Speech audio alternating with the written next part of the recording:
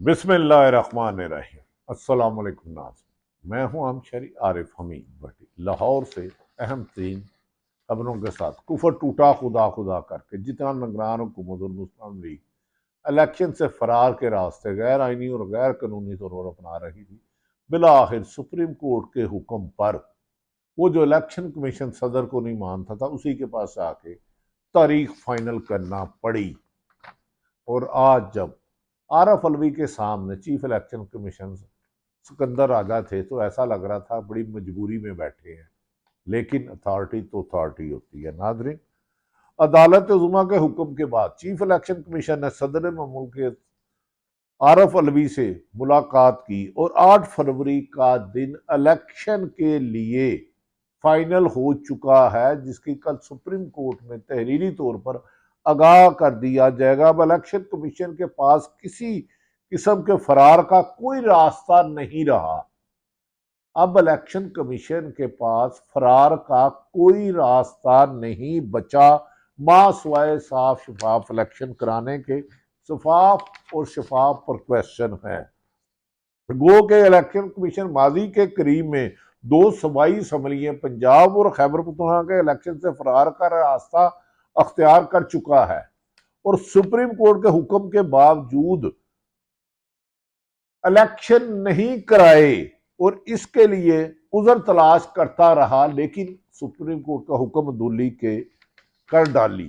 हालांकि आइन में वाज़ेह तौर पर दर्ज है कि इलेक्शन कमीशन असम्बली तहलील होने के बाद 90 दिन में इलेक्शन कराने का पाबंद है, चॉइस नहीं है, पाबंद है। और इस पर सुप्रीम कोर्ट का हुक्म भी आ जाए तो क्या फरार मुमकिन है? बज़ाहिर नामुमकिन है, क्योंकि इस पर आर्टिकल 6 लगता है अगर कोई अदालत का हुक्म नहीं मानता। हाँ, मुमकिन है। हमारे राजा साहब तो राजा साहब ही है ना, जो चीफ इलेक्शन कमीशन साहब हैं, ये काम कर सकते हैं। उन्होंने कर दिखाया। सुप्रीम कोर्ट के हुक्म के बावजूद केपी के और पंजाब में इलेक्शन नहीं कराए। बल्कि मैं तो हैरान हूं कि मेरी अदालत आलिया ने इस पर कोई बात पुरस भी नहीं की। तो इन्हें अदालत क्यों नहीं दी? क्योंकि अदालतों का हुक्म मानना तो सब पाबंद हैं, वो वाकई सूबाई महकमे। ये और बात है कि आप किसी को सदर ना माने, मैं बदगुमान नहीं हूं, ना मैं आपको करना चाहता हूं। मेरा बड़ा सादा सा बंदा हूं और सीधी सी झटकी सी बात कर रहा हूं। सीधी बात करना चाहता हूं कि मेरी बात हमारे कुछ भाइयों को बुरी लग जाती है कि ये कह देता है कि यार सदर इलेक्शन कमीशन बेचा आइन और कानून के मुताबिक पाबंद है, सदर ही तारीख दे सकता है, लेकिन मैं ना मानू का तो कोई इलाज नहीं है। आइन की हो या आम आदमी में के हक की, तो कैसे चुप रहूं? सच कहने का तो अल्लाह और अल्लाह के रसूल ने भी हुक्म दिया है, माँ बाप ने और साथजा ने भी दिया है। लेकिन कुछ ताकतवर जमातें, सियासी या लोग ताकत सच के रास्ते में रुकावट डालें तो फिर कभी ना कभी सच बोलना तो पड़ता है। कहते हैं मुकम्मल सच ना बोलने से बेहतर है कि झूठ से अवॉइड किया जाए। वो कोशिश करता हूँ। सारी जिंदगी सहाफत में हक और सच का साथ देते हुए गुजर गई, अब भी यही कर रहा हूं और करता रहूंगा, लेकिन शायद उस तरह नहीं कर पा रहा जिस तरह माजी से करता हूं। शहीद अरशद शरीफ आज भी मेरे सामने है। इमरान रियाज के साथ क्या हुआ मेरे सामने है।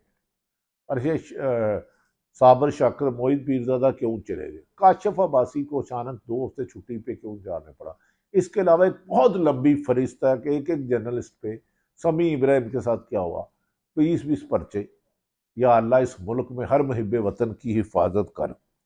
जब अपने साफियों भाई का हाल देखता हूँ, जब इनके साथ होने वाला सलूक देखता हूँ, जिन नामों का भी मैंने जिक्र किया है, तो बहुत सी बातें कहते कहते रुक जाता हूँ, क्योंकि शायद कुछ लोगों को नागवार गुजरता हूँ।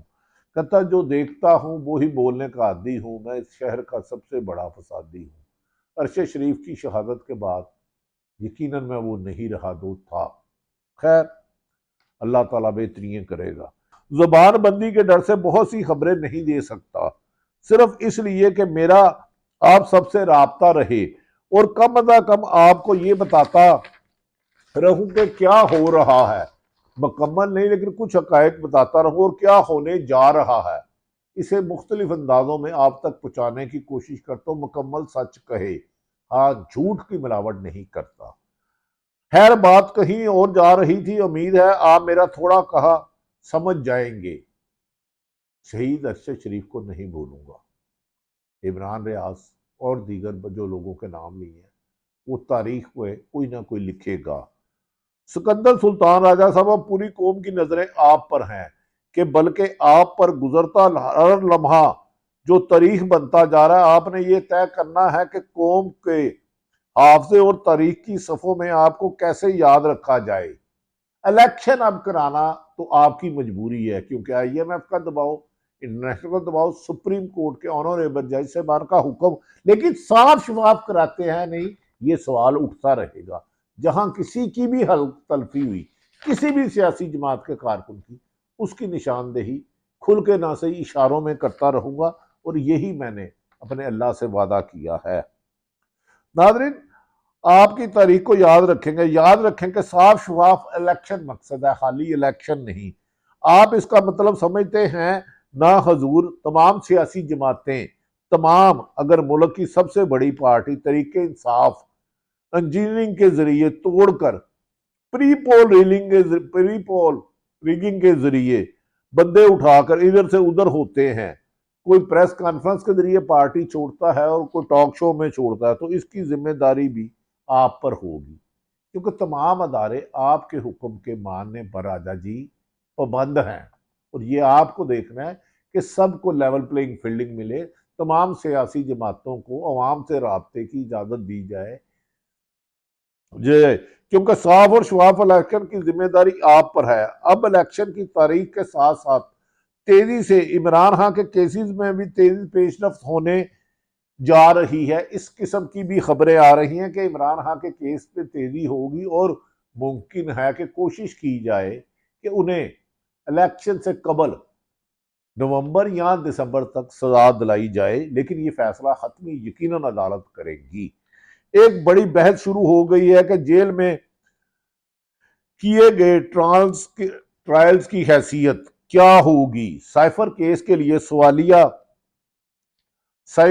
के लिए अडयाला जेल खसूसी अदालत में अदालत कायम कर दी गई और इंसदाद दहशतगर्दी अदालत के मौजूद जज अबुल हसनात 6 नवंबर को केस की समाअत करेंगे, जबकि PTI के वकला का मौकफ है जेल में ट्रायल करना ही नाइंसाफी है। इलेक्शन इंसाफ नहीं होना चाहिए, इंसाफ होते हुए नजर आना चाहिए। समाअत करेंगे। FIA बड़ी तेजी से इस केस की समाअत और कार्रवाई मुकम्मल कराना चाहती है। न जाने ऐसा लगता है FIA की सिर्फ पाकिस्तान में एक ही जिम्मेदारी है कि किसी भी तरीके से इमरान खान के केस में बादिल नजर में ऐसा लगता है सजा हो जाए। क्या होती है या नहीं होती, इसका हतमी फैसला जज साहब ही करेंगे। अब FIA क्यों ये सब इतना जल्दी से क्यों करना चाहती है, आखिर इसके पीछे वजूहात क्या है, ये अपने में एक सवाल है, क्योंकि तोशाखाना से कुछ निकलने का कोई इम्कान नहीं। साइफर को एक कागज का टुकड़ा कहते हैं और उसके बाद प्राइम मिनिस्टर ने, आज लतीफ खोसा ने कहा कि मैं हैरान हूं कि ये ख्वाहिश क्यों नहीं हो रहा, साइफर गुम ही नहीं हुआ। उसके बाद प्राइम मिनिस्टर ने सलामती कौंसिल कमेटी का शहबाज शरीफ ने इजलास किया, अगर गुम थी प्राइम मिनिस्टर की कापी तो शहबाज शरीफ ने पिन पॉइंट क्यों नहीं की। साइफर एक ऐसा केस है जिसमें कोई राह निकाली जा सकने की कोशिश की जा रही है कि इमरान खान को सजा याफ्ता करार देकर इलेक्शन से दूर रखा जा सके और वो अपने उम्मीदवारों की और अपने वोटरों में ना जाकर अपना मौका बयान से अपना मंशूर बता सके। मुझे समझ नहीं आती कि 2023 ओपन ट्रायल की बजाय जेल में ट्रायल किए जाने वाला ट्रायल और सजा के जरिए पाकिस्तान के सबसे मकबूल लीडर को, एक बड़ी पार्टी के लीडर को इलेक्शन की दौड़ से बाहर निकालना आजकल सोशल मीडिया के दौर में बज़ाहिर नामुमकिन है। लेकिन बज़ाहिर मरियम नवाज कह चुकी है कि इमरान खान नाहल भी होंगे, जेल में भी होंगे और नवाज शरीफ पाकिस्तान भी आएंगे और जमानत भी होगी और जेल में भी नहीं जाएंगे। अभी तक तो मरियम नवाज की कही हुई बातें सच हो रही हैं। पीटीआई का वोटर का एक इलेक्शन पर एतमाद कायम हो सकेगा कि नहीं, ये अब एक सवाल है।